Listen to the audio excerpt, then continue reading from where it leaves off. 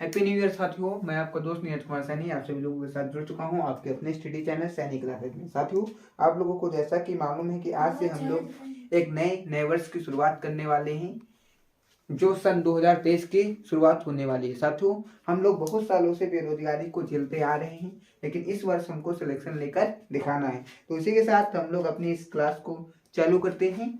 तो आज हमारे साथियों टॉपिक होने वाला है इतिहास का, और इतिहास में हम लोग जो जिन टॉपिकों को कवर करने वाले हैं वो टॉपिक है हमारे प्राचीन इतिहास के स्रोत, सिंधु घाटी सभ्यता, वैदिक सभ्यता, जैन धर्म, बौद्ध धर्म और इतिहास के कुछ हम अन्य महत्वपूर्ण टॉपिकों को कवर करेंगे। तो सबसे पहले साथियों, नव वर्ष की शुभकामनाओं के साथ हम आज इस क्लास को शुरू करते हैं।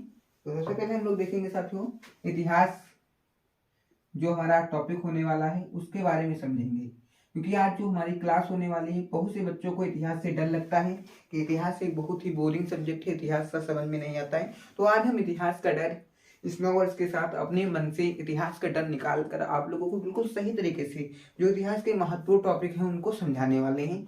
तो क्लास को शुरू करते हैं, और क्लास को शुरू करते हुए सबसे पहले हम इतिहास जो हमारा सब्जेक्ट है उसके ऊपर बात करते हैं कि इतिहास है क्या। तो साथियों, इतिहास क्या होता है? जब से हमारी मानव सभ्यता की शुरुआत हुई, यानी कि जब से हम लोगों का धरती पर उत्पन्न हुआ है उस समय से लेकर आज तक की जो हमारे कथाएं हैं, उनकी जो महत्वपूर्ण घटनाएं हैं, उनको हम संजोकर अपने इतिहास में रखते हैं, या फिर इतिहास को हम कह सकते हैं कि अतीत का अध्ययन। अब जैसे क्लास 6 की आप एनसीईआरटी पढ़ेंगे तो उसमें इतिहास के बारे में लिखा गया है हमारे अतीत, आवर पास्ट, यानी कि हमारे पास्ट के बारे में जानना हमारा इतिहास है। हम हमारे जीवन से संबंधित जो घटनाएं बीत चुकी हैं वो क्या है? हमारा इतिहास है। हमारे पूर्वजों के जो घटनाएं थी वो हमारा इतिहास है। जैसे भारत आजाद हुआ था, ये हमारा इतिहास है। भारत में ईस्ट इंडिया कंपनी आई थी, ये हमारा इतिहास है। तो जो हमारे भूतकाल में जो चीजें हुई हैं उनमें से जो महत्वपूर्ण चीजों को संजो कर रखा गया है उन्हें इतिहास कहा गया है। तो साथियों, सबसे पहले हम क्या जानेंगे कि अतीत का अध्ययन करना क्या कहलाता है? इतिहास कहलाता है। सबसे पहले इतिहास होता क्या है? तो हमको मालूम हो गया इतिहास क्या है, जो हमारा अतीत है उसे ही कहेंगे इतिहास। फिर उसके बाद साथियों हम जानेंगे कि इतिहास क्या होता है, अतीत का अध्ययन। अब अतीत का अध्ययन, अब साथियों जो इतिहास विषय है, इस इतिहास विषय को सही तरीके से लिखने का प्रयास किसके द्वारा किया गया? प्रथम बार किसके द्वारा किया गया? तो इतिहास विषय को सही तरीके से लिखने का प्रयास हेरोडोटस के द्वारा किया गया। और हेरोडोटस को क्या कहा जाता है? इतिहास का पिता। इतिहास का पिता, इतिहास का पिता कह सकते हैं किसको हम लोग? हेरोडोटस को, यानी कि father of history. Father of history किसे कह सकते हैं? हेरोडोटस को कह सकते हैं। और हेरोडोटस जनाब ने क्या लिखी थी? एक पुस्तक लिखी थी जिसको क्या कहा जाता है? हिस्टोरिका। हेरोडोटस जनाब ने कौन सी पुस्तक लिखी थी? हिस्टोरिका। तो अभी तक सारी बातें आप लोगों को कंफर्म हो गई होंगी कि इतिहास क्या है, हेरोडोटस कौन थे और इतिहास के पिता कौन थे। अब हम लोग बढ़ेंगे आगे और देखेंगे इतिहास को हम लोग किस तरह से डिवाइड करते हैं। तो साथियों, इतिहास को अगर हम लोग जाने इतिहास क्या है, इतिहास में जो घटना होती है उसकी हमको जानकारी किस तरह से मिलती है। तो इतिहास में जो घटना घटित हुई है, जैसे आपके साथ कोई घटना घटित हुई है, जैसे आप कहीं पर न्यूज़पेपर पढ़ रहे हो, न्यूज़पेपर में लिखा है 100 साल पहले, तो आप कैसे जानेंगे कि 100 साल पहले क्या हुआ है? जैसे आपके साथ कोई कल परसों की घटना हुई हो या 1-2 वर्ष पहले की घटना हुई हो, तो आप उसे न्यूज़पेपर्स या फिर एक ऐसे व्यक्ति से मिल सकते हैं जिसको कल या परसों या 1-2 वर्ष पहले की बातें याद हो, तो वो आपको बता देगा कि उस घटना में क्या हुआ था। लेकिन इतिहास में 100 साल पहले, 200 साल पहले की बातें होती हैं, तो उन सारी बातों की जानकारी हमको कैसे मिलती है? हमारे सामने एक प्रश्न है कि जैसे हमारी आजकल की कोई घटना है तो हम उसको तुरंत न्यूज़पेपर्स, टीवी आदि समाचार पत्रों के द्वारा हम लोग जान जाते हैं। लेकिन जो घटनाएं हमसे 100, 200, 300 साल पहले हुई, उन घटनाओं के बारे में हम लोग कैसे जानेंगे? तो उन घटनाओं को जानने के लिए हमारे पास क्या होते हैं? स्रोत होते हैं। स्रोत जो होते हैं वो हमारे पास कितने तरीके होते हैं? 2 तरीके के स्रोत होते हैं, जिनको कहते हैं पहले तरीके को कहते हैं साहित्यिक स्रोत, और दूसरे तरीकों को कहते हैं पुरातात्विक स्रोत। पुरातात्विक स्रोत। तो हमारे पास स्रोत कितने तरीके के होते हैं? 2 तरीके से। पहले स्रोत क्या कहलाते हैं? साहित्यिक स्रोत, दूसरे स्रोत पुरातात्विक से। अगर मैं साथियों स्रोतों के आधार पर इतिहास का वर्गीकरण करूं तो स्रोतों के इतिहास पर भी हम इतिहास को 3 भागों में बांट सकते हैं।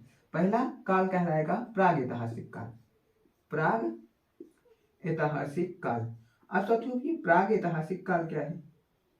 तो प्राग ऐतिहासिक काल साथियों एक ऐसा काल है जिसके बारे में हमारे पास कोई लिखित जानकारी नहीं है। यानी कि प्राग ऐतिहासिक काल में लोग जो थे वो पढ़े लिखे नहीं थे, वो लिखना पढ़ना नहीं जानते थे।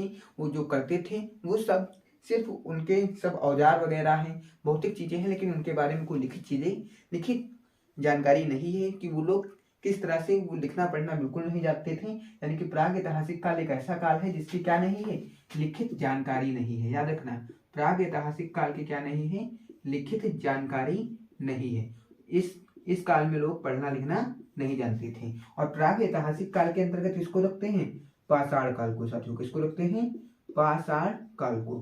प्राग ऐतिहासिक काल के अंतर्गत किसको रखते हैं? पाषाण काल को। अब साथियों लोगों ने धीरे धीरे पढ़ना जान लिया होगा, लेकिन अब लोग पढ़ना तो जान गए हैं। अब लोग पढ़ना जान गए तो वो कौन सा काल आया? आर्य ऐतिहासिक काल।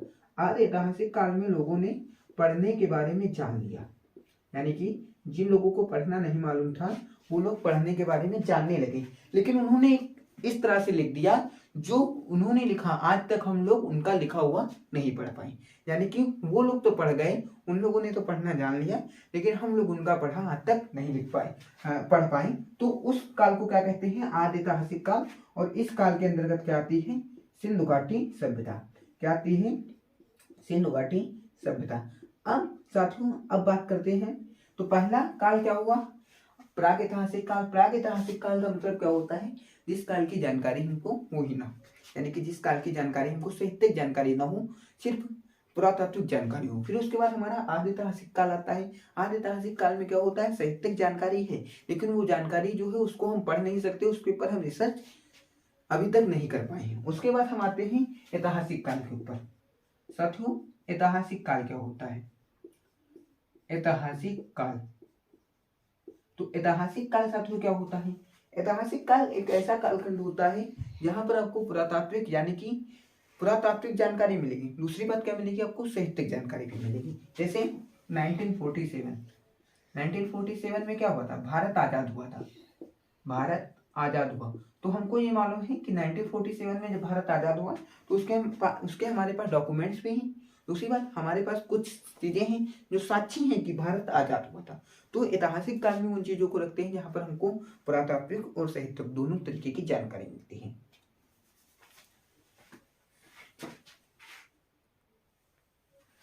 अब साथियों हम लोगों ने अभी तक इतिहास को समझ लिया, इतिहास क्या है। अब साथियों इतिहास के टाइप्स को हमने समझा। अब साथियों हम लोग समझेंगे इतिहास के स्रोत के बारे में, जो हमारा पहला टॉपिक था कि इतिहास के स्रोत। तो साथियों सबसे पहले मैं बताना चाहता हूँ इतिहास के स्रोत में सबसे पहले मैं आज आपको साहित्यिक स्रोत के बारे में बताऊंगा। साहित्यिक स्रोत। साहित्यिक स्रोत का मतलब क्या होता है? जो आपके पास लिखित जानकारी है उसको कहते हैं साहित्यिक स्रोत। अब साथियों ये जो भारत का इतिहास है, भारत के इतिहास में साहित्यिक स्रोतों में आपको जो स्रोत मिलने वाले हैं वो किस तरह से मिलने वाले हैं। तो साथियों मैं आपको एक चीज बता देता हूँ, भारत के इतिहास में जो आपको साहित्यिक स्रोत मिलेंगे वो किस तरह से मिलेंगे? 3 तरीके से मिलेंगे। पहली बात तो धार्मिक स्रोत मिलेंगे। इस तरह की धार्मिक स्रोत साथियों किस तरह से मिलेंगे? धार्मिक स्रोत जैसे आपको साथियों ब्राह्मण धर्म के मिलेंगे, ब्राह्मण धर्म, ठीक है। और फिर उसके बाद साथियों बौद्ध धर्म और जैन धर्म। फिर उसके बाद साथियों अगर मैं तो ये तो धार्मिक स्रोत हो गए। फिर उसके बाद आपको गैर धार्मिक स्रोत भी मिल सकते हैं। गैर धार्मिक स्रोत, तो गैर धार्मिक स्रोत में आपका क्या क्या हो सकता है? जैसे चाणक्य का हो गया आपका अर्थशास्त्र, चाणक्य का अर्थशास्त्र, और आपका हो गया चाणक्य का अर्थशास्त्र हो गया। अगर मैं बात करूं फिर उसके बाद आपको एक स्रोत का एक और साक्ष्य आता है, वो होता है विदेशी साहित्य। विदेशी साहित्य में साथियों क्या हो गया? विदेशी साहित्य में जैसे आपका मेगास्थनीज हो गई, मेगास्थनीज की आपकी इंडिका हो गई। तो साथियों सबसे पहले मैं आपको बता देता हूँ कुछ जो हमारा इतिहास होने वाला है वो किसके ऊपर डिपेंड होने वाला है। जो हम इतिहास को पढ़ेंगे वो किसके ऊपर डिपेंड है, तो हमारा जो साहित्यिक स्रोत है वो किस तरह से डिवाइडेड है। तो सबसे पहले हमको धार्मिक स्रोत के बारे में जानना है। धार्मिक स्रोत में हम ब्राह्मण धर्म यानी कि जो वैदिक कालीन स्रोत हैं उनके बारे में जानेंगे, हिंदू धर्म के स्रोत जो हैं, बौद्ध धर्म के बारे में जानेंगे, बौद्ध धर्म के जो स्रोत हैं, जैन धर्म के स्रोतों के बारे में, गैर धार्मिक स्रोत जैसे आपका चाणक्य का अर्थशास्त्र और आपका राजतरंगणी हो गई जो कल्हड़ की रचना है, और उसी तरह से हर्षचरित कादम्बरी, ये सब क्या है, ये सब गैर धार्मिक स्रोत हैं। उसके बाद विदेशी साहित्य की बात करूँ तो मेगास्थनीज के इंडिका, और फिर उसके बाद ह्वेनसांग हो गई। तो इन सब की चीज़ों के बारे में हम लोग बारी बारी से अध्ययन करेंगे। तो सबसे पहले साथियों मैं बात करना चाहता हूँ आपका साहित्यिक स्रोत के ऊपर। तो साथियों सबसे पहले मैं साहित्यिक स्रोत के ऊपर बात करूंगा। तो साहित्यिक स्रोत के ऊपर सबसे पहले मैं बात करूंगा। तो साहित्यिक स्रोत में सबसे पहले आता है साथियों वेद। तो साथियों सबसे पहले मैं बता देता हूँ वेद। सबसे पहले हम लोग जानेंगे वेद। तो वेद का मतलब साथियों क्या होता है, ज्ञान। वेद का मतलब क्या होता है, ज्ञान। तो साथियों सबसे पहले हम जानेंगे वेद। तो वेद को क्या कहा जाता है, अपौरुषमय। वेद को क्या कहा जाता है, अपौरुषमय। अपौरुषमय का मतलब क्या होता है, अपौरुषमय का मतलब होता है जिसकी रचना यानी कि जो ईश्वर के द्वारा प्रदान किए गए हों, जो मानव को इसी तरह से नहीं मिले हों, जो ईश्वर के द्वारा प्रदान किए गए हों, उनको क्या कहते हैं, अपौरुषमय। अब साथियों वेद की जो पहले 3 वेद हैं, कौन कौन से, ऋग्वेद, सामवेद और आपका ले लीजिए अर्थवेद। ऋग्वेद, सामवेद, अर्थवेद, ऋग्वेद, सामवेद और साथियों यजुर्वेद। अब ये साथियों वेद जो थे ये बहुत पहले से थे, तो इनको साथियों वेद त्रय की शाखा में रखा गया है। किसमें, वेद त्रय की शाखा में। और साथियों जो आपका अर्थवेद है, अर्थवेद, इसको वेद त्रय की शाखा में नहीं रखा जाता है। और साथियों एक चीज और याद रखना, वेदों का संकलन किसके द्वारा किया गया था, तो महिष कृष्ण द्वैपायन वेद व्यास के द्वारा, महिष कृष्ण द्वैपायन वेद व्यास के द्वारा। वेदों का संकलन किसके द्वारा किया गया, महिष कृष्ण द्वैपायन वेद व्यास के द्वारा। इतनी चीजें आप लोगों को क्लियर हो गई होंगी। तो सबसे पहले मैं वेद के बारे में बता देता हूँ, वेद होता क्या है। तो वेद को अपौरुषमय कहते हैं। अपौरुषमय का मतलब होता है जिसकी रचना ईश्वर के द्वारा की गई हो। फिर उसके बाद वेद के जो शुरुआती 3 वेद हैं, ऋग्वेद, सामवेद, यजुर्वेद, उनको वेद त्रय कहते हैं। और वेदों का संकलन यानी कि कलेक्शन किसके द्वारा किया गया था, महिष कृष्ण द्वैपायन वेद व्यास के द्वारा। इतनी चीजें आप लोगों को क्लियर हो गई होंगी। अब मैं बढ़ता हूँ आगे की ओर।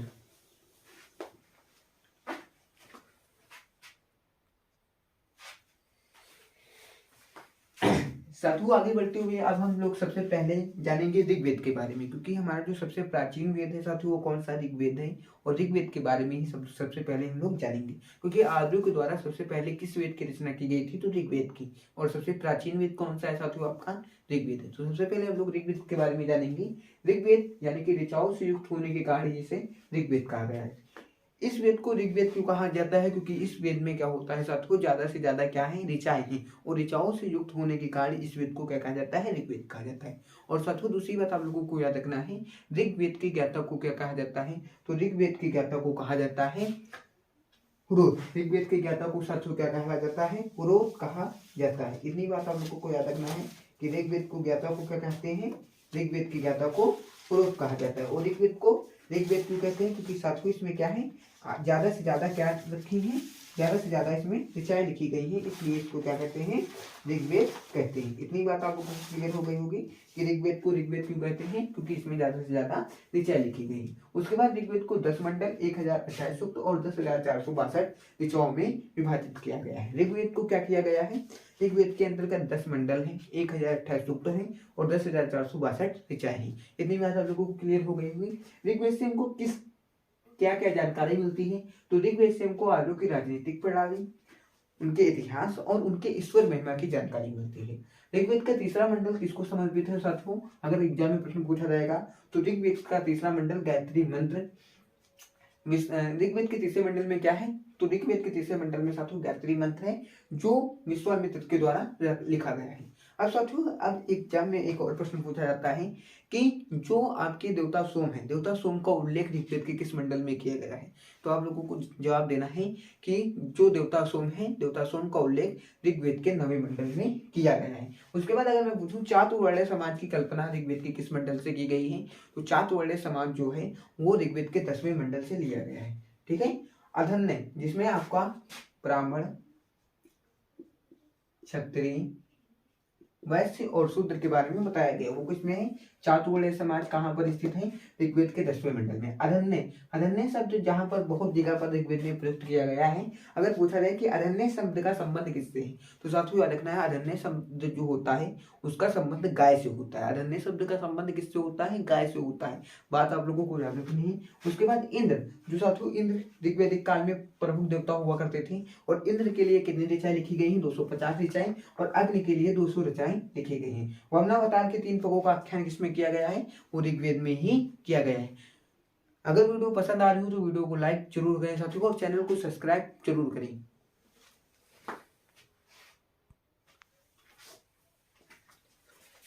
अब साथियों हम ऋग्वेद के बारे में कवर कर चुके हैं। अब हम आगे बढ़ते हुए यजुर्वेद और सामवेद और अर्थवेद के बारे में कवर करेंगे। तो साथियों सबसे पहले हम लोग जानेंगे यजुर्वेद के बारे में। यजुर्वेद साथियों क्या है, यजुर्वेद यज्ञों के नियमों व विधि विधानों का वर्णन किया गया है। यजुर्वेद एक ऐसा वेद है जिसमें साथियों तरह तरह के यज्ञों के बारे में बताया गया है कि किस तरह से कौन कौन से यज्ञ होंगे, उनको किस तरह से करना है, उनका क्रियाकलाप किस तरह से, उन सभी चीजों के बारे में अध्ययन किसमें किया जाता है, यजुर्वेद के बारे में। फिर उसके बाद साथियों आप लोगों को याद रखना है, एक प्रश्न हमेशा मैचिंग का भी पूछ सकता है एग्जामिनर कि यजुर्वेद का जो ज्ञाता होता है उसको क्या कहते हैं, यजुर्वेद के पुरोहित को क्या कहा जाता है। तो यजुर्वेद का ज्ञाता या पुरोहित किसे कहा जाता है, अर्धवर्जु को कहा जाता है। और यजुर्वेद एक ऐसा वेद है जिसको गद्य व पद्य दोनों भागों में विभाजित किया जा सकता है। यानी कि यजुर्वेद एक ऐसा वेद है जिसको गद्य व पद्य दोनों में विभाजित किया गया है। और याद रखना है यजुर्वेद के पाठकर्ता को क्या कहते हैं, अर्धवर्जु कहते हैं। और यजुर्वेद एक ऐसा वेद है जिसमें यज्ञों से संबंधित क्रियाकलापों का वर्णन किया गया है। आप लोगों को इतनी सारी बातें क्लियर हो गई होंगी कि यजुर्वेद क्या है, जिसमें यज्ञों से संबंधित क्रियाकलापों का वर्णन किया गया है। यजुर्वेद को 2 भागों में विभाजित किया गया है, गद्य भाग और पद्य भाग। उसके बाद साथियों याद रखना है आगे एकमात्र वेद जो गद्य व पद्य में विभाजित है।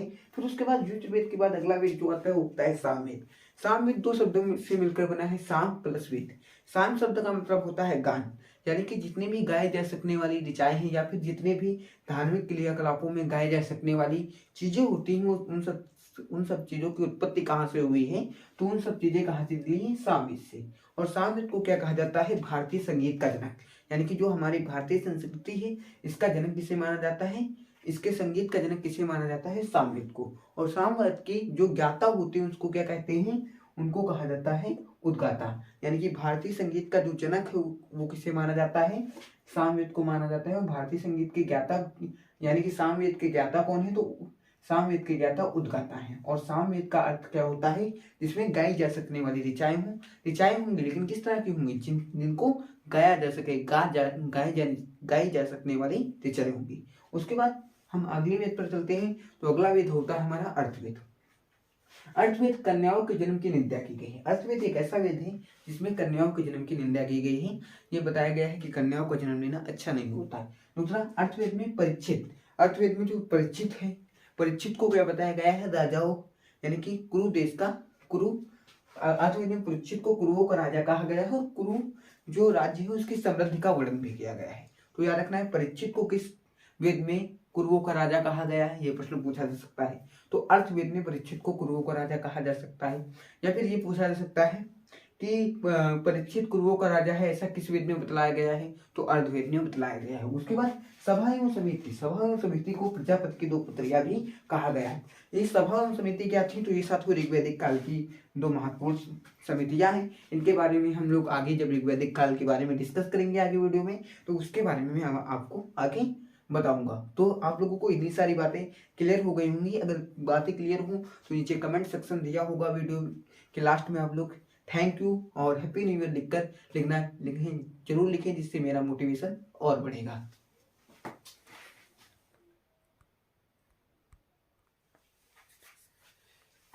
आगे बढ़ते हुए साथियों हम लोग जानेंगे अब ब्राह्मण ग्रंथ के बारे में। अभी तक हम लोगों ने चारों वेदों यानी कि संहिताओं के बारे में जान लिया है। और वेदों के बाद हम लोग जानेंगे ब्राह्मण ग्रंथों के बारे में। तो साथियों ब्राह्मण ग्रंथों के बारे में हम लोग जानेंगे। सबसे पहले हम जानेंगे ब्राह्मण ग्रंथ होता क्या है। तो हर एक वेद जो होता है, हर एक वेद की एक गद्य रचना होती है वेद को सही तरीके से समझने के लिए। क्या बताया गया है, ब्राह्मण ग्रंथ वैदिक संहिताओं की व्याख्या करने के लिए अलग अलग लिखे गए हैं। हर एक वेद के लिए अलग अलग उसकी गद्य रचना लिखी गई है, जो उसकी क्या करती है, एक उसकी व्याख्या करती है। उसको क्या कहते हैं, ब्राह्मण ग्रंथ कहते हैं। यानी कि हर एक वेद की व्याख्या करने के लिए अलग अलग रचनाएं की गई हैं, उनको क्या कहते हैं, ब्राह्मण ग्रंथ कहते हैं। अब साथियों इन ब्राह्मण ग्रंथों से, अब ब्राह्मण ग्रंथों से हमको जानकारी कहाँ से कहाँ तक मिलती है, इस पर बात करते हैं। तो इन ब्राह्मण ग्रंथों से हमें परीक्षक जो राजा परीक्षित थे, राजा परीक्षित के बाद व बिंबिसार से पूर्व की घटनाओं का ज्ञान प्राप्त होता है। अब ब्राह्मण ग्रंथों से हमको जानकारी क्या मिलती है, तो जो राजा परीक्षित थे, राजा परीक्षित से पूर्व की जो घटनाएं हुई, राजा परीक्षित से पूर्व, राजा परीक्षित के पूर्व से जो घटनाएं घटी, राजा परीक्षित के बाद और बिंबिसार के पूर्व की जो घटनाएं थी, उनकी जानकारी हमको कहाँ से मिली, तो ये मिली हमको आपका ब्राह्मण ग्रंथ से। फिर उसके बाद साथियों हम लोग कुछ वेद और उनके ब्राह्मण ग्रंथों के ऊपर चर्चा करते हैं, जो एग्जाम पॉइंट ऑफ व्यू से काफी इंपॉर्टेंट है, क्योंकि बहुत बार एग्जाम में ये क्वेश्चन पूछा जा सकता है और ये वेरी इंपॉर्टेंट की श्रेणी में आता है। साथियों इस चीज को आप लोग जरूर नोट डाउन कर लेना। अगर कॉपी कलम लेकर वीडियो को वॉच कर रहे हैं, अगर कॉपी कलम, अगर आप सच्चे मन से सही उद्देश्य से पढ़ना चाह रहे हैं, तो कुछ पॉइंटों को जरूर नोट डाउन करना। और मेरा तो मन है पूरी पूरी क्लास के आप लोग प्रिपेयर नोट्स प्रिपेयर करें, क्योंकि जो आपका जैसे SSC GD का एग्जाम है वो भी जल्द से जल्द आने वाला है, समझ लो आपके सर पर ही खड़ा है। तो आप लोग एक बार क्विक रिवीजन कर लें सारे सब्जेक्ट्स का, जिससे आपकी तैयारी जो हो और अच्छी तरीके से हो सके। आगे सबसे पहले ऋग्वेद। तो ऋग्वेद का जो है उसको कहते हैं ऐतरेय और कौशिकी। ऋग्वेद के ब्राह्मण ग्रंथ को क्या कहते हैं, ऐतरेय और कौशिकी। उसके बाद सामवेद, सामवेद के ब्राह्मण ग्रंथ को पंचविश कहते हैं। यजुर्वेद, यजुर्वेद के तैतरीय व सप्तक और अर्थवेद के ब्राह्मण ग्रंथ को गोपद कहा जाता है। अब साथियों देखा नीचे लिखा गया है, सप्तक ब्राह्मण में गंधार, शल्य, कुरु, पंचाल, कौशल, विदेह आदि राजाओं का उल्लेख मिलता है। जो सप्तक ब्राह्मण है उसमें साथियों किसका किसका उल्लेख मिल रहा है, कौशल, शल्य, ठीक है, कुरु, पंचाल, कौशल, विदेह इत्यादि राजाओं का। अरण्यक, अरण्यक, अरण्यक क्या होता है साथियों, अरण्य, अरण्य शब्द जो होता है, अरण्य का मतलब होता है जंगल। अरण्य का मतलब क्या होता है, जंगल। तो साथियों जो ग्रंथ जंगल में लिखे गए हों, और दूसरी बात अरण्य में यज्ञ से जुड़े कर्मकांडों के दार्शनिक और प्रतीकात्मक, याद रखना, दार्शनिक और प्रतीकात्मक वर्णन मिलता है। कहाँ पर मिलता है, अरण्य ग्रंथों में। अरण्य ग्रंथ वही ग्रंथ होते हैं जिनकी रचना कहाँ की जाती है, जंगलों में बैठकर एकांत में की जाती है। साथियों इतनी बात आप लोगों को याद रखनी है। उसके बाद अगर मैं बात करूँ स्त्री के ऊपर, तो स्त्री के ऊपर देखो क्या बताया गया है, स्त्री के सर्वाधिक गिरी स्त्री का वर्णन कहा गया गया है, मैत्रेयी संहिता में किया गया है, जिसमें बताया गया है कि जिस तरह से जुआ, शराब मनुष्य के लिए बहुत ही हानिकारक होते हैं, उसी तरह से स्त्री भी मानव के लिए बहुत ही ज्यादा हानिकारक है। ये किसमें बताया गया है, ये मैत्रेयी संहिता में बताया गया है। सप्तक ब्राह्मण में स्त्री को पुरुष की अर्धांगिनी कहा गया है। सप्तक ब्राह्मण में क्या बताया गया है कि स्त्री जो होती है वो पुरुष का आधा अंग होती है, या फिर कह सकते हैं जो स्त्री होती है वो पुरुष की अर्धांगिनी होती है। इतनी बात आप लोगों को क्लियर हो गई होगी। उसके बाद बताया स्मृति ग्रंथों में सर्वाधिक प्राचीन और प्रमाणिक कौन सा है, मनुस्मृति। जो स्मृति ग्रंथ होते हैं, स्मृति ग्रंथों में सर्वाधिक प्राचीन और प्रमाणिक कौन सा ग्रंथ होता है, तो होता है मनुस्मृति, नारद स्मृति। अब उसके बाद साथियों कुछ स्मृति ग्रंथ हैं और उनसे संबंधित युग, उनको भी याद रखना आप लोगों को। जैसे नारद स्मृति किससे संबंधित होती है, गुप्त युग से, ये बात आप लोगों को याद रखना। नारद स्मृति किससे संबंधित है, गुप्त युग से। फिर आपको याद रखना है जवालोपनिषद। जवालोपनिषद में क्या किया गया है, 4 आश्रमों का वर्णन किया गया है। अब साथियों ये 4 आश्रम कौन से हैं उनके पर बात करता हूँ। तो 4 आश्रम वो होते हैं जैसे ब्रह्मचर्य, गृहस्थ, वानप्रस्थ और संन्यास, इनको क्या कहते हैं, 4 आश्रम कहते हैं। उसी तरह से मैं बात करूं, जो आपका सत्यमेव जयते है, राष्ट्रवादी, ये कहाँ से लिया गया है, तो ये मुंडकोपनिषद से लिया गया हो। और साथियों याद रखना उपनिषद की जो परिभाषा होती है वो होती है गुरु के समीप बैठकर ज्ञान प्राप्त करना। और साथियों उपनिषद 108 माने जाते हैं, लेकिन प्रमाणिक उपनिषद कितने माने गए, 13 उपनिषद माने गए हैं। साथियों इतनी सारी बातें आपको क्लियर हो गई होंगी, लेकिन मैं इन सारी की सारी बातों का एक बार क्विक रिवीजन यानी कि दोबारा रिवीजन कराना चाहता हूँ। साथियों सबसे पहले हम लोगों ने क्या जाना था, ब्राह्मण ग्रंथ। तो ब्राह्मण ग्रंथ के बारे में क्या लिया बताया गया है, ब्राह्मण ग्रंथ वैदिक संहिताओं की व्याख्या करने के लिए अलग अलग लिखे गए हैं। इन ग्रंथों से हमें प्रक्षित के बाद वो बिंबिसार से पूर्व की घटनाओं का ज्ञान प्राप्त होता है। ब्राह्मण ग्रंथों से हमें किसका ज्ञान प्राप्त होता है, जो घटनाएं परीक्षित के बाद हुई हैं और बिंबिसार से पूर्व हुई है। फिर उसके बाद कुछ वेद होते हैं, उनके ब्राह्मण ग्रंथ होते हैं, जैसे ऋग्वेद। तो ऋग्वेद का ब्राह्मण ग्रंथ कौन कौन सा है, त्रय व कौस्तुकी। सामवेद का कौन सा है, पंचवेद है। यजुर्वेद, तैत्तिरीय व सप्तपद। अर्थवेद का गोपथ। उसके बाद सप्तपद ब्राह्मण ग्रंथ में बताया गया, सप्तपद ब्राह्मण में बताया गया है गंधार, शल्य, कुरु, पंचाल, कौशल आदि राजाओं का उल्लेख है। अरण्यक का मतलब क्या होता है, जो किताबें जंगल में लिखी गई हूँ, और अरण्यक में यज्ञ से जुड़े कर्मकांडों की दार्शनिक और प्रतीकात्मक वर्णन है। इस तरह की सर्वाधिक गिरी हुई स्थिति का वर्णन कहाँ किया गया है, तो वो मैत्रेयनी संहिता में किया गया है। और मैत्रेयनी संहिता में बताया गया है जिस तरह से जुमा श्राद्ध मानव के लिए हानिकारक है, उसी प्रकार स्त्री हानिकारक है। बल्कि इसके अपोजिट जो आपका सतपथ ब्राह्मण है, सतपथ ब्राह्मण क्या कहता है कि स्त्री जो है वो पुरुष का आधा अंग होती है, यानी कि अर्धांगिनी होती है। इतनी बात आप लोगों को क्लियर हो गई होगी।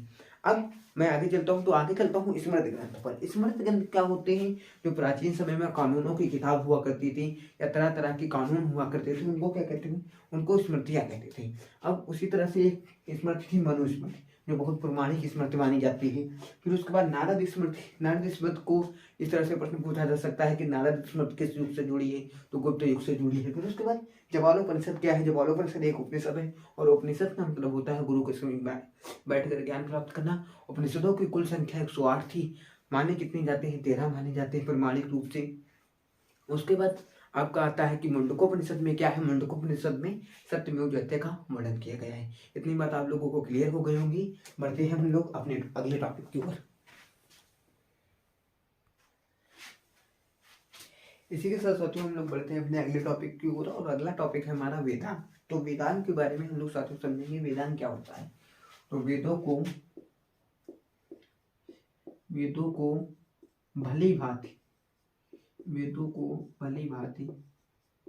समझने के लिए, वेदों को भली भांति समझने के लिए वेदांग की रचना की गई है। तो साथियों वेदांग क्या होता है, जो वेद होते हैं, वेदों को सही तरीके से समझना है, उसको क्या कहते हैं, वेदांग। आप किसी वेद को सही तरीके से समझने के लिए किसकी रचना की गई, वेदांग की, वेदों को सही तरीके से समझने के लिए। अब साथियों वेदांग टोटल होते कितने हैं, 6। और वेदांग को याद करने की मैं एक ट्रिक लिख देता हूँ। ट्रिक नाम है उसका व्याजोनिषिकच्छ। ट्रिक का नाम क्या है, व्याजोनिषिकच्छ। व्या से क्या होता है साथियों, तो व्या से होने वाला है व्याकरण। वैसे साथियों क्या होता है, व्याकरण। व्या से व्याकरण, जा से ज्योतिषी, जैसे साथियों क्या होता है, ज्योतिषी, जा से ज्योतिष, और उसके बाद ना से होता है निरुक्त, सा से होता है शिक्षा, का से होता है कल्प, और छा से होता है छंद। तो याद रखना आप लोगों को। वेदांग क्या होता है, तो वेदों को भली भांति समझने के लिए वेदांगों की रचना की गई थी। वेदांग किस लिए लिखे गए थे, तो वेद जो है 10 वेदों को सही तरीके से समझने के लिए वेदांगों की रचना की गई। वेदांग टोटल 6 होते हैं। याद करने की ट्रिक क्या होती है, व्याजोनिषिकच्छ, यानी कि व्या से व्याकरण, व्याजो जा से ज्योतिषी, नि से निरुक्त, सी से शिक्षा, व्याजोनिषिकच्छ, का से कल्प, और छा से छंद। तो साथियों वेदांग आप लोगों को क्लियर हो गया हुआ। वेदांग क्या होता है, तो वेदांग होता है वेदों को भली बात समझने के लिए वेदांग की रचना की गई है।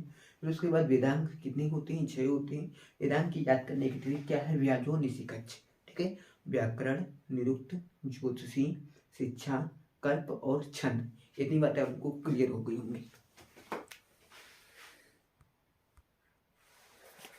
इसी के साथ हम लोग आगे बढ़ते हैं और अपने अगले टॉपिक की ओर चलते हैं, वेदांग के बाद पुराण के ऊपर। तो साथियों सबसे पहले हम लोग जानेंगे कि पुराण क्या होता है।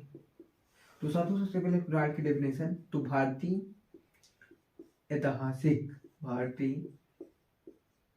ऐतिहासिक कथाओं का भारतीय ऐतिहासिक कथाओं का ऐतिहासिक कथाओं का सबसे अच्छा क्रमबद्ध विवरण, सबसे अच्छा क्रमबद्ध विवरण कहाँ से मिलता है? तो साथियों कहाँ से मिलता है? पुराणों से मिलता है, विवरण मिलता है। भारतीय ऐतिहासिक कथाओं का सबसे अच्छा क्रमबद्ध विवरण कहाँ से मिलता है? पुराण से। अब साथियों अगर मैं बात करूं पुराण की टोटल संख्या, कुल संख्या की बात करूं, टोटल नंबर कितने हैं? तो 18। लेकिन प्रमाणिक पुराण कितने हैं? प्रमाणिक पुराण, तो प्रमाणिक पुराण है साथियों 5। और साथियों अगर मैं बात करूं पुराणों के रचयिता किसे माना जाता है? तो पुराणों के रचयिता कौन है? तो उग्रसर्वा अथवा लोमहर्ष, उग्रसर्वा अथवा लोमहर्ष। अब साथियों सबसे पहले हम लोग जानेंगे पुराण क्या होता है। तो साथियों भारतीय ऐतिहासिक कथाओं का सबसे अच्छा विवरण किसमें मिलता है? पुराणों में। अब साथियों हम लोग कुछ पुराणों के ऊपर बात करते हैं, जैसे मत्स्य पुराण, वायु पुराण, विष्णु भागवत, मत्स्य वायु विष्णु भागवत आपका हो गया।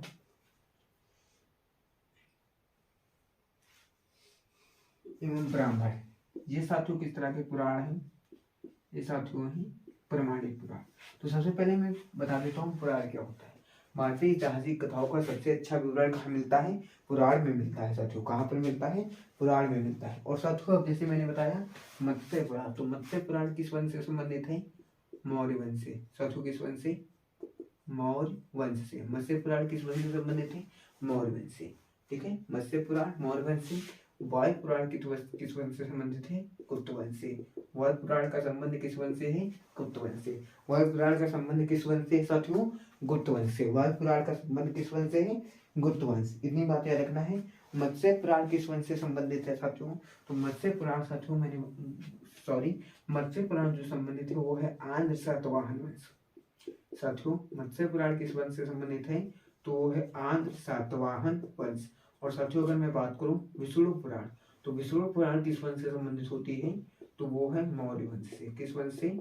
मौर्य वंश से। तो सबसे पहले मैं दूसरी चीज फिर से रिवाइज करा देता हूँ पुराण के बारे में। पुराण होता क्या है? तो प्राचीन भारतीय ऐतिहासिक कथाओं का क्रमबद्ध यानी कि सबसे अच्छी तरीके से विवरण कहाँ मिलेगा आपको? वो पुराणों में मिलेगा। पुराणों की कुल संख्या कितनी मानी जाती है? 18। लेकिन प्रमाणिक पुराण कितने माने गए हैं? 5। पुराणों के संकलनकर्ता यानी कि रचयिता किसको माना जाता है? तो लोमहर्ष अथवा लोमहर्ष को माना जाता है। उसके बाद साथियों प्रमाणिक पुराण जो है वो कितने हैं? 5। उनमें से सबसे ज्यादा प्रमाणिक कौन माना जाता है? मत्स्य पुराण। और प्रमाणिक जो पुराण है उनमें कौन कौन से हैं? मत्स्य, वायु, विष्णु, भागवत और ब्राह्मण। साथियों उसके बाद मत्स्य पुराण किससे संबंधित होता है? आंध्र सातवाहन वंश, वायु पुराण गुप्त वंश और विष्णु पुराण मौर्य वंश से। मुझे आशा है कि आप लोगों का इतना ये टॉपिक भी कवर हो गया होगा।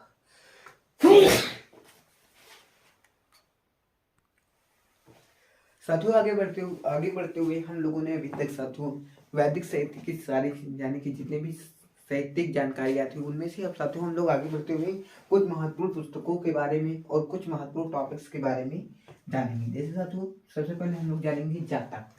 जातक क्या होता है? तो साथियों जातक जो होता है, जातक क्या होता था? तो जातक जो होता था बुद्ध के पूर्वजन्म की कहानियां जो होती हैं उनको क्या कहता है? जातक कथाएं कहा जाता है। बुद्ध के पूर्वजन्म की कहानियां यानी कि जातक क्या होता है? महात्मा बुद्ध के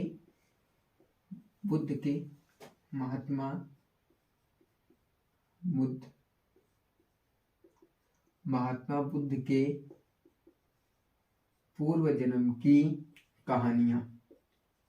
महात्मा बुद्ध के पूर्व जन्म की कहानियां क्या कहलाती हैं साथियों? तो कहलाती हैं जातक। उसके बाद मैं बात करूं आगम, तो जैन धर्म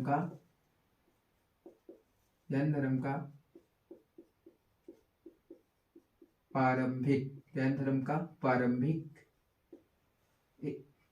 प्रारंभिक जो साहित्य है वो क्या कहलाता है? आगम। फिर उसके बाद कल्पसूत्र।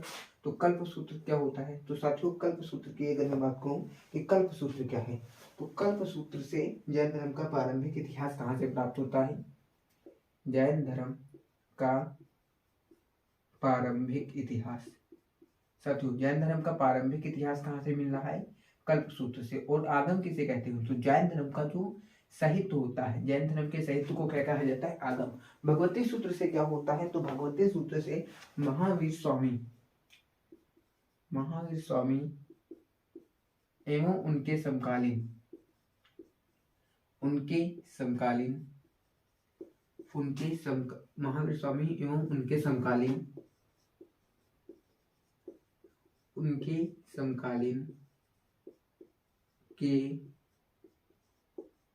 के जीवन कथानकों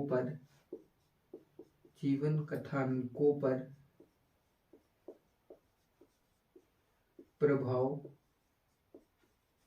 पड़ता है। अर्थशास्त्र क्या है? अर्थशास्त्र जो है वो किसके द्वारा लिखा गया था? चाणक्य यानी कि कौटिल्य के द्वारा। चाणक्य, कौटिल्य या फिर इनके बचपन का नाम लिख लीजिए, विष्णुगुप्त के द्वारा। और इसको साथियों कितने भागों में विभाजित किया गया है? इसको 15 प्रकरण यानी कि 15 प्रकरणों में विभाजित किया गया है और 180 अधिकरणों में। और अर्थशास्त्र से साथियों हमको क्या जानकारी मिलती है?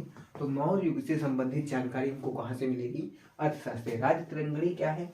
तो संस्कृत साहित्य में ऐतिहासिक घटनाओं को लिखने का प्रथम प्रयास कल्हड़ के द्वारा किया गया था। वो किसमें किया गया था? राजतरंगिणी में।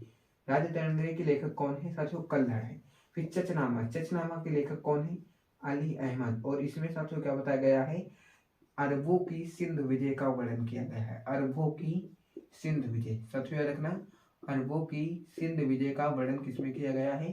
तो किया गया है चचनामा में। उसके बाद आगे मैं चलता हूँ अष्टधाई एक आपकी व्याकरण की पुस्तक है जिसकी रचना किसने की थी? पाणिनि में की थी। अब मैं साथियों आगे बात करता हूँ गार्गी संहिता एक ज्योतिषी ग्रंथ है जिसकी रचना कात्यायन ने की थी।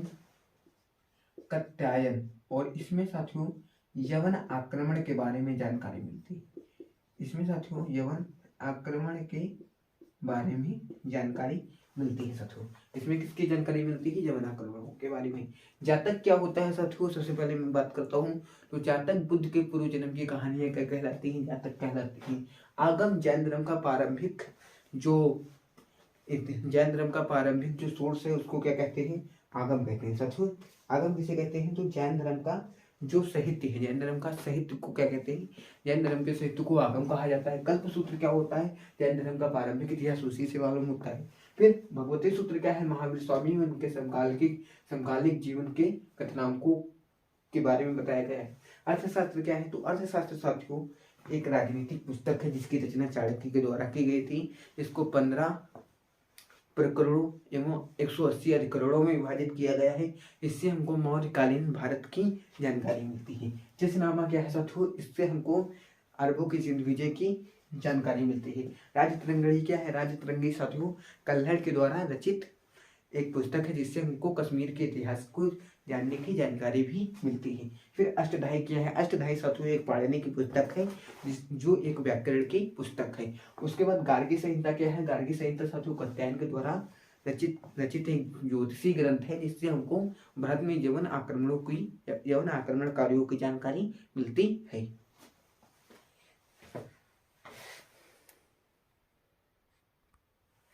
साथियों आगे बढ़ते हुए अब हम लोग यूनानी रोमन लेखकों के ऊपर बात करने वाले हैं साथियों। अभी तक हमारी जो बातें हुई थी वो भारतीय ऐतिहासिक ग्रंथों से हुई थी। अब हम विदेशी यानी कि यूनानी रोमन लेखकों के बारे में सबसे पहले हम लोग बात करने वाले हैं। सबसे पहले मैं बता देता हूँ टेसियस कौन था? तो साथियों याद रखना, टेसियस जो था वो ईरान का राजवैद्य था। साथियों कौन था? टेसियस जो था ईरान का राजवैद्य था। इतनी बात आप लोगों को याद रखना है। भारत के संबंध में क्या है, इसने जो कहानियां लिखी हैं वो आश्चर्यजनक हैं और इसकी जो कहानियां हैं या फिर इसका जो वर्णन है वो अविश्वसनीय है, इसके ऊपर विश्वास करना इतना आसान नहीं। तो सबसे पहले आप लोगों को याद रखना है टेथियस का संबंध कहाँ से था, तो ईरान का राजवीर था। उसके बाद दूसरा याद रखना है हेरोडोटस। हेरोडोटस जिसे इतिहास का पिता कहा जा सकता है। और हेरोडोटस के विषय में आप लोगों को याद रखना है कि हेरोडोटस के बारे में आप लोगों को याद रखना है कि हेरोडोटस की जो बुक है हिस्टोरिका, यहाँ से आपको प्रश्न पूछा जा सकता है कि हेरोडोटस की किताब का नाम बताइए। तो हेरोडोटस की जो किताब है उसका नाम क्या है, हिस्टोरिका। हेरोडोटस की बुक का नाम क्या है, हिस्टोरिका। ये बात आप लोगों को याद रखना है। टेसियस कौन था, ईरान का एक राजवंश था। उसके बाद सिकंदर ने भारत पर आक्रमण किया था। अब सिकंदर जब आक्रमण किया था तो सिकंदर के साथ कुछ उसके लेखक भी आए थे। तो सिकंदर के साथ भारत में कितने लेखक आए थे, 3। उनके नाम आप लोगों को याद रखना है, ये भी एग्जाम में पूछा जा सकता है। तो सिकंदर के साथ 3 लेखक आए थे, आनिसिक्रेटस, आस्टिलबुलस और उसके बाद साथ में रखना है निर्याकस। ये 3 लेखक किसके साथ आए थे, सिकंदर के साथ आए थे।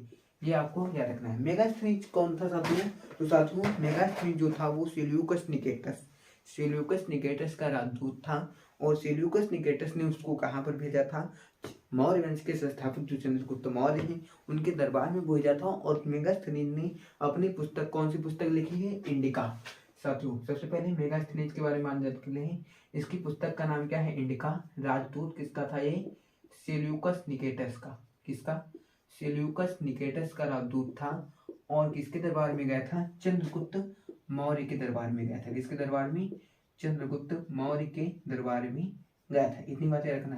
किसके दरबार में गया था, चंद्रगुप्त मौर्य के दरबार में गया था। कौन गया था, मेगास्थनीज। याद रखना आप लोगों को, मेगास्थनीज को याद रखना है। किसके दरबार में आया था, चंद्रगुप्त मौर्य के। मौर्यकालीन इतिहास, मौर्यकालीन भारत पर इसने काफी ज्यादा प्रकाश डाला है। उसके बाद डाइटिमस को याद रखना है। डाइटिमस कौन था, सीरियन नरेश आंतियोकस। सीरिया नरेश जो थे, सीरिया के नरेश जो थे आंतियोकस, सीरिया नरेश आंतियोकस का क्या था, ये राजदूत था। सीरिया नरेश आंतियोकस का राजदूत था। और ये किसके दरबार में आया था, सीरिया नरेश आंतियोकस का राजदूत था। और ये था आया था आपका बिंदुसार के दरबार में। किसके, बिंदुसार के दरबार में आया था। उसके बाद डायनोसिस को आपको लोगों को याद रखना है, टालमी फिलाडेल्फस। क्या नाम है इसका, टालमी फिलाडेल्फस का ये राजदूत था। और ये आया था अशोक के राज दरबार में। किसके, अशोक के राज दरबार में आया था। उसके बाद याद रखना है टालमी को साथियों आप लोगों को याद रखना है। टालमी जो है इसने एक किताब लिखी थी भारत का भूगोल। कब लिखी थी, 2री शताब्दी में। कब लिखी थी, 2री शताब्दी में। टालमी से आप लोगों को याद रखना है, इसने एक किताब लिखी थी भारत का भूगोल 2री शताब्दी में। प्लिनी आपको याद रखना है, इसने एक किताब लिखी थी नेचुरल हिस्टोरिका। और ये जो नेचुरल हिस्टोरिका किताब है साथियों, ये आपकी प्रथम शताब्दी में लिखी गई है, प्रथम शताब्दी में। और इसमें क्या किया गया है, इसमें भारत के जो पेड़ पौधे हैं उनके ऊपर प्रकाश डाला गया है। पेरिपल्स ऑफ द इरिथ्रियन सी, इसके लेखक जो हैं साथियों भैया वो कैसे हैं, अज्ञात हैं। इसके लेखक किस तरह के हैं, अज्ञात हैं। आप लोगों को इतनी चीजें पूरी तरह से स्क्रीनशॉट ले लेना है और मैं इन चीजों को एक बार दोबारा रिवाइज करूंगा। साथियों आप लोगों को एक चीज याद रखना है, मेरी जो हिंदी है, हिंदी लिखने में थोड़ा यहाँ पर कुछ चीजों का मिस्टेक हो सकता है, पाइयों का या मात्राओं का, तो उसके ऊपर आप लोग विशेष ध्यान रखें। शायद हिंदी में मुझसे लिखने में कोई थोड़ी बहुत गलती हो जाए तो आप लोग उसको अपना सुधार लें। तो सबसे पहले साथियों मैं फिर से आपको रिवीजन करा देता हूँ। सबसे पहले हम लोग जानेंगे यूनानी रोमन लेखकों के बारे में। सबसे पहले हमने जाना था टेशियस कौन था, तो ईरान का राजवैद था। इसने जो भारत के विषय में लिखा है वो आश्चर्यजनक कहानियों से भरपूर है और उनको उसके ऊपर विश्वास करना काफी मुश्किल है। फिर दूसरा नाम हमने बताया हेरोडोटस कौन है, इतिहास का पिता है। तीसरी हेडिंग हमने लगाई सिकंदर के साथ कौन कौन आए थे, तो सिकंदर के साथ 3 लेखक आए थे। आपका आनेसिक्रेटस हो गया, ठीक है, निर्याकस हो गया और आरिस्टबुलस आरिस्टोबुलस हो गया, ठीक है, आरिस्टोबुलस। फिर उसके बाद हमने बात की थी मेगास्थनीज कौन था, तो मेगास्थनीज जो था वो सिलूकस निकेटस का राजदूत था, चंद्रगुप्त मौर्य के दरबार में आया था। इनका नामक पुस्तक लिखी थी और इसने मौर्यकालीन भारत के ऊपर प्रकाश डाला था। उसके बाद हमने आगे बात की डाइकेमस। डाइकेमस कौन था, सीरिया नरेश अंत्योकस का कौन था, राजदूत था, और ये आया था आपका बिंदुसार के दरबार में। फिर डायनोसिस के ऊपर बात की।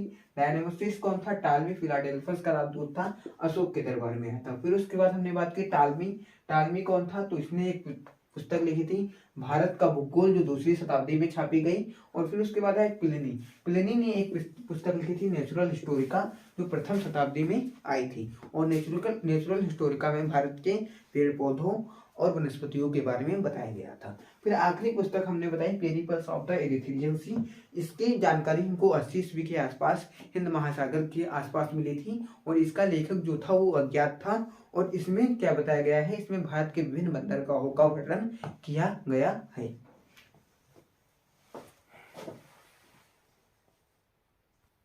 साथियों आगे बढ़ते हुए मैं बताता था, आगे चलते हुए मैं बात करता हूँ चीनी लेखकों के बारे में।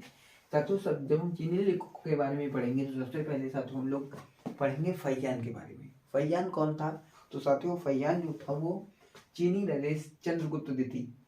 फैयान जो था वो एक चीनी यात्री था जो गुप्त नरेश चंद्रगुप्त द्वितीय के दरबार में आया था, और इसने अपनी विवरण में मध्य प्रदेश की जनता एवं उसके समाज के बारे में बताया है। और इसने बताया है कि मध्य प्रदेश की जनता जो थी वो काफी सुखी और समृद्ध थी, और ये 14 वर्ष तक भारत में रहा। सबसे पहले हमको याद रखना है फैयान कौन था। फैयान एक चीनी यात्री था जो चंद्रगुप्त द्वितीय के दरबार में आया था। इसने मध्य प्रदेश की जनता के बारे में बताया, और बताया कि मध्य प्रदेश की जनता काफी सुखी और समृद्ध भी थी, और इसने 14 वर्ष तक भारत में रहा। फिर उसके बाद साथियों अगला शासक आता है संयोगन।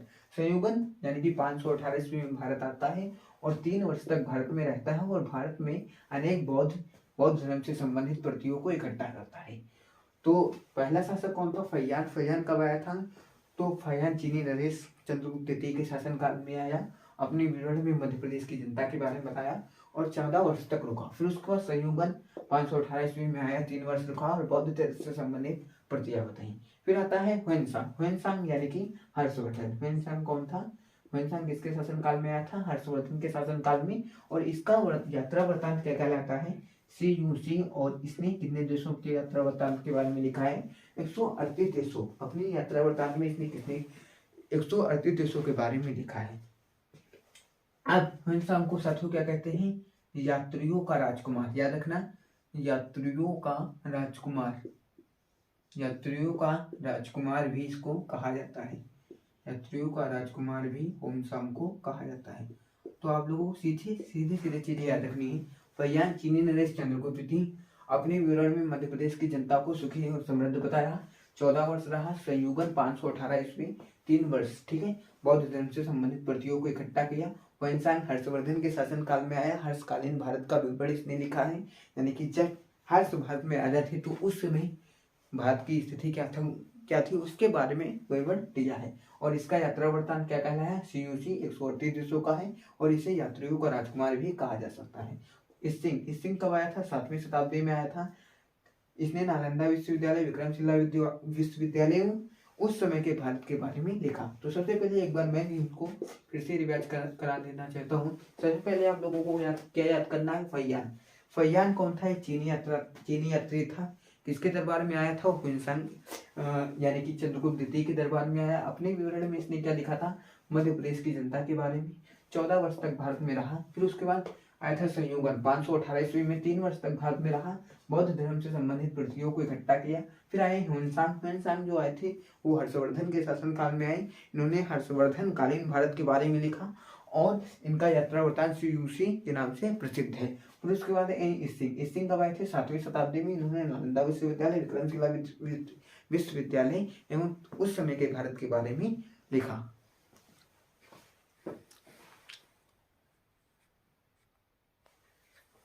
साथियों इसके साथ हम लोग अगले लेखकों के ऊपर चलते हैं। तो साथियों अगले लेखकों की लिस्ट में हमारे ऊपर आते हैं अल-बुरूनी। तो साथियों अल-बुरूनी के बारे में याद रखना, अल-बुरूनी जो था वो किसके साथ आया था, अल-बुरूनी एक अरबी लेखक था और ये महमूद गजनवी के साथ भारत आया था। अलबरूनी एक अरबी लेखक था और ये महमूद गजनवी के साथ भारत आए थे और इन्होंने एक किताब लिखी थी, किताब उल हिंद। इन्होंने एक किताब लिखी थी, किताब उल हिंद। अलबरूनी कौन थे? तो अलबरूनी किसके साथ भारत आए थे? अलबरूनी आए थे महमूद गजनवी के साथ और इन्होंने एक किताब लिखी थी, किताब उल हिंद। उसके बाद आते हैं इब्न बतूता। इब्न बतूता किसके साथ आते हैं साथियों? Rihla. Ibn Battuta, Ibn Battuta की जो किताब का नाम है उसका नाम क्या है? रेहला। इब्न बतूता की किताब का नाम क्या है साथियों? रेहला। इब्न बतूता की किताब का नाम क्या है? रेहला। और साथियों इब्न बतूता जो है ये 1333 में किसके दरबार में चलते हैं? मोहम्मद बिन कासिम। मोहम्मद बिन कासिम, मोहम्मद बिन कासिम के दरबार में पहुंचते हैं 1333 में। और मोहम्मद बिन कासिम जो होता है वो इनकी विद्वता से प्रभावित होकर मोहम्मद बिन कासिम की ये नहीं सॉरी मोहम्मद बिन तुगलक, यानी कि 1333 में ये साथियों थोड़ा सा मुझसे मिस्टेक हुआ है, जहाँ पर मैंने मोहम्मद बिन कासिम कहा है वहां पर मोहम्मद बिन कासिम नहीं बल्कि मोहम्मद बिन तुगलक है। इब्न बतूता का यात्रा वृत्तांत को क्या कहते हैं? रेहला कहते हैं। 1333 में मोहम्मद बिन तुगलक के दरबार में पहुंचता है और मोहम्मद बिन तुगलक इसको क्या करते हैं? दिल्ली का काजी नियुक्त कर देते हैं। दिल्ली का काजी, दिल्ली का काजी। फिर उसके बाद आते हैं मार्को तारानाथ। तारानाथ जो होते हैं इन्होंने 2 ग्रंथों की रचना की है। नंबर 1 कंगयूर, कंगयूर और तंगयूर, 2 ग्रंथों की रचना की। उसके बाद मार्को पोलो। मार्को पोलो 13वीं शताब्दी में आया था पांड्य देश की यात्रा पर, पांड्य देश की यात्रा पर। और इसी के साथ साथियों हम इस क्लास का द एंड यहीं पर करेंगे क्योंकि साथियों काफी ज्यादा टाइम हो चुका है और इसी के साथ हम इस क्लास को यहीं पर समाप्त करेंगे। और जो ये अब आपके अगले टॉपिक हैं, थोड़ा सा टेक्निकल प्रॉब्लम है उसकी वजह से आपकी ये क्लास जो है मैं यहीं पर समाप्त करता हूँ। और ये जो मैंने आपको शुरुआती टेक्निकल टॉपिक्स लिखवाए थे उन टॉपिक्स को हम अगले वीडियो प्रोवाइड कराकर आपको जल्द से जल्द पूरा कराएंगे। इस मैराथन में आपको हम पूरे टॉपिक नहीं करा पाए, इसके लिए हम क्षमा चाहते हैं। और साथियों वीडियो में जो गलती हो उसके लिए आपको नीचे कमेंट बॉक्स खुला दिया गया है, आप हमें कमेंट करके ज़रूर बताएं। और वीडियो आपको कैसी लगी आप नीचे कमेंट जरूर करें। हैप्पी न्यू ईयर साथियों। आज सभी लोगों को नववर्ष की हार्दिक शुभकामनाएं। जय हिंद।